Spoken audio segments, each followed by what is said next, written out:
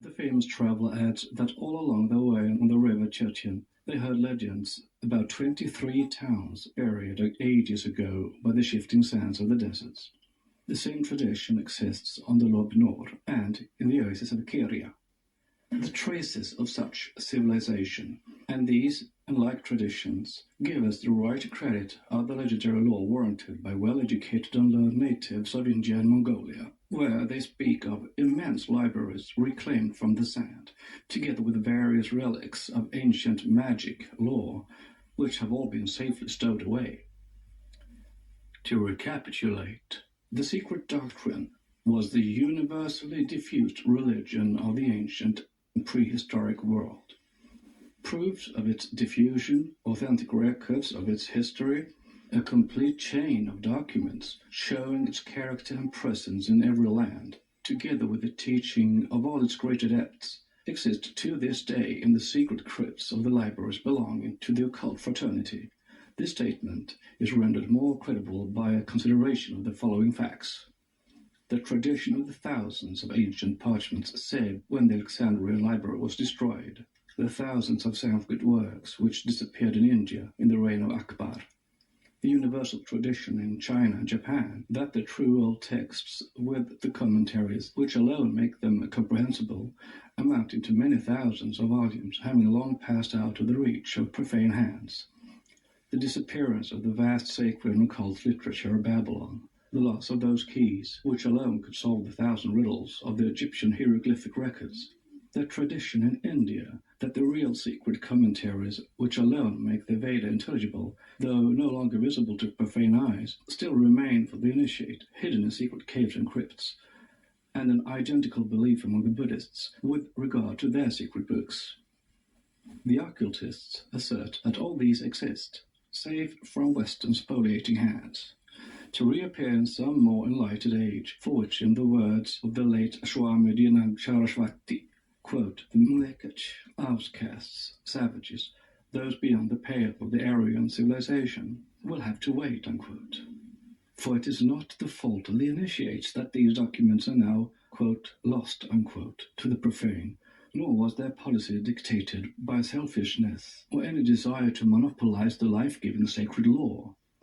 There were portions of the sacred science that for incalculable ages had to remain concealed from the profane gaze, but this was because to impart to the unprepared multitude secrets of such tremendous importance was equivalent to giving a child a lighted candle in a powder magazine. The answer to a question which has frequently arisen in the minds of students when meeting with statements such as this may be outlined here. We can understand, they say, the necessity for concealing from the herd such secrets as the vril, as V-R-I-L, or the rock-destroying force discovered by J.W. Keeley of Philadelphia. But we cannot understand how any danger could arise from the revelation of such a purely philosophic doctrine as, for example, the evolution of the planetary chains. The danger was this. Doctrines such as the planetary chain or the seven races at once give a clue to the sevenfold nature of man, for each principle is correlated to a plane, a planet, and a race, and the human principles are, on every plane, correlated to sevenfold occult forces, those of the higher planes being of tremendous power, so that any septenary division at once gives a clue to tremendous occult powers, the abuse of which would cause incalculable evil to humanity. A clue which is, perhaps, no clue to the present generation, especially the Westerns, protected as they are by their very blindness and ignorant materialistic disbelief in the occult, but a clue which would, nevertheless, have been very real in the early centuries of the Christian era to people fully convinced of the reality of occultism and entering a cycle of degradation which made them rife for abuse of occult powers and sorcery of the worst description. The documents were concealed, it is true, but the knowledge itself and its actual existence had never been made secret by the hierophants of the temple, wherein mysteries have ever been made a discipline and stimulus to virtue. This is very old news, and was repeatedly made known by the great adepts, from Pythagoras and Plato down to the Neoplatonists. It was the new religion of the Nazarenes that wrought a change for the worse in the policy of centuries. Moreover, there is a well-known fact, a very curious one, corroborated to the writer by a reverend gentleman attached for years to a Russian embassy, namely, that there are several documents in the St. Petersburg Imperial Libraries to show that, even so late as during the days when Freemasonry and secret societies of mystics flourished unimpeded in Russia, that is, at the end of the last and the beginning of the present century, more than one Russian mystic traveled to Tibet via the Ural Mountains in search of knowledge and initiation in the unknown crypts of Central Asia. And more than one returned years later with a rich store of such information as could never have been given him anywhere in Europe.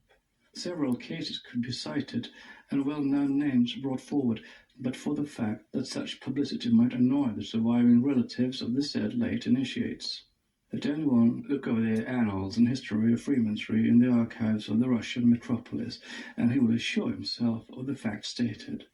This is a corroboration of that which has been stated many times before, and, unfortunately, too indiscreetly. Instead of benefiting humanity, the virulent charges of deliberate invention and imposture with a purpose thrown at those who asserted but a truthful, if even a little known fact, have only generated bad karma for the slanderers. But now the mischief is done, and truth should no longer be denied, whatever the consequences. Is it a new religion, we asked? By no means. It is not a religion, nor is its philosophy new, for, as already stated, it is as old as thinking man.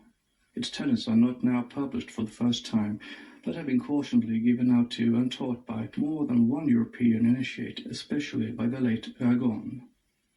More than one great scholar has stated that there never was a religious founder, whether Aryan, Semitic, or Turanian, who had invented a new religion or revealed a new truth. These founders were all transmitters, not original teachers.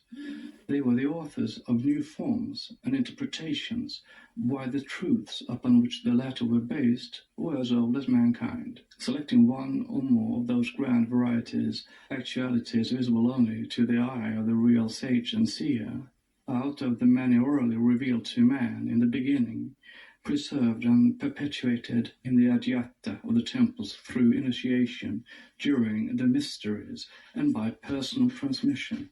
They revealed these truths to the masses. Thus every nation received in its turn some of the said truths, under the veil of its own local and special symbolism, which, as time went on, developed into a more or less philosophical cultus, a pantheon in mythical disguise. Therefore is Confucius a very ancient legislator in historical chronology, though a very modern sage in the world's history, who calls him, quote, emphatically a transmitter, not a maker, unquote, as saying, I only hand on, I cannot create new things, I believe in the ancients, and therefore I love them, unquote. Quoted in The Science of Religions by Max Müller, see Lunju, paragraph 1a. Schott, Chinesische Literatur, page 7. And Max Müller's Life of Confucius, page 96. End of note. The writer loves them too, and therefore believes in the ancients, and the modern heirs to their wisdom. And believing in both, she now transmits that which she has received and learned herself to all those who will accept it. As to those who may reject her testimony, that is, the great majority, she will bear them no malice, for they will be as right in their way of denying as she is the right in hers in affirming, since they look at truth from two entirely different standpoints. Agreeably with the rules of critical scholarship, the Orientalist has to reject a priori whatever evidence he cannot fully verify for himself. And how can a Western scholar accept on hearsay that which he knows nothing of? Indeed, that which is given in these volumes is selected from oral as much as from written teachings. The first installment of the esoteric doctrines is based upon stanzas, which are the records of a people unknown to ethnology. It is claimed that they are written in a tongue absent from the nomenclature, languages, and dialects with which philology is acquainted. They are said to emanate from a source, occultism, repudiated by science, and, finally, they are offered through an agency incessantly discredited before the world by all those who hate unwelcome truth or have some special hobby of their own to defend. Therefore, the rejection of these teachings may be expected and must be accepted beforehand. Noah, styling himself a, quote, scholar, unquote, in whatever department of exact science, will be permitted to regard these teachings seriously. They will be derided and rejected a priori in this century, but only in this one. For in the 20th century of our era, scholars will begin to recognize that the secret doctrine has neither been invented nor exaggerated, but, on the contrary, simply outlined, and finally, that its teachings antedate the Vedas. Note: this is no pretension to prophecy, but simply a statement based on the knowledge of facts. Every century an attempt is being made to show the world that occultism is no vain superstition. Once the door permitted to be kept a little ajar, it will be opened wider with every new century. The times are ripe for a more serious knowledge than hitherto permitted, though still very limited so far. End of note. Have not the latter been derided, rejected, and called, quote, a modern forgery, unquote, even so recently as 50 years ago? Was not Sanskrit proclaimed at one time the progeny of, and a dialect derived from, the Greek, according to Lempiere and other scholars?